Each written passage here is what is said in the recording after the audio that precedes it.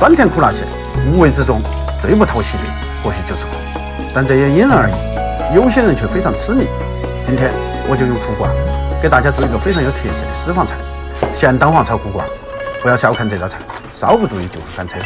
只有掌握其中的一个关键窍门，才能把这道菜做出来。为了满足某个粉丝的特殊要求，今天我们会在视频的末尾放上一个菜单，一个大型的翻车场面。感兴趣的可以把这个视频看完。苦瓜改刀其实比较简单，当然我是为了拍视频，要看起来好看点，所以讲究一些。处理方面也会比较细致。大家在家做其实可以更简单，随便怎么切都可以，只要不是整条苦瓜下锅就行。把苦瓜切成长段均匀、粗细一致的小条，装入小盘中。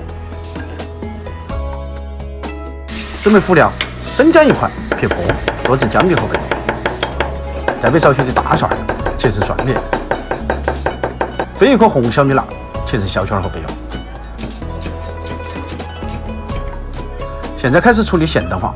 今天我们用的咸蛋黄是直接买的袋装成品。把咸蛋黄用刀压散，再用刀剁成碎末，越细越散越好。把剁好的咸蛋黄装入小碗中，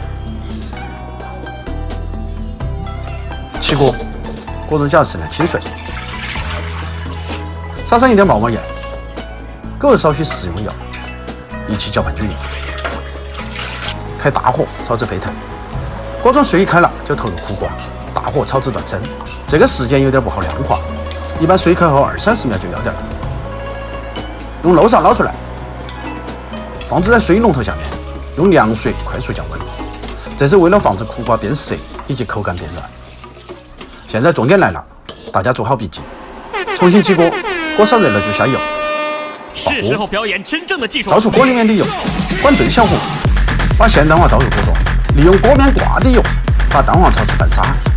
不晓得啥子是翻沙的，闻到香味就可以了。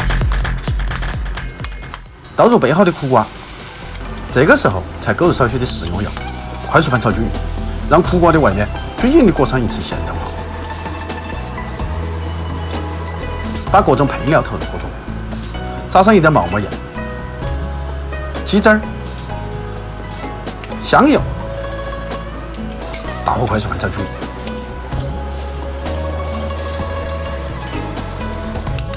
再撒上少许的葱花，少许翻炒，美味即成。人生别味，世间别谈，酸甜苦辣咸，说不完，道不尽。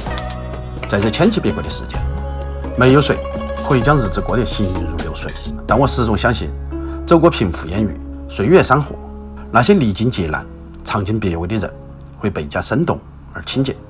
我是厨子，下期见。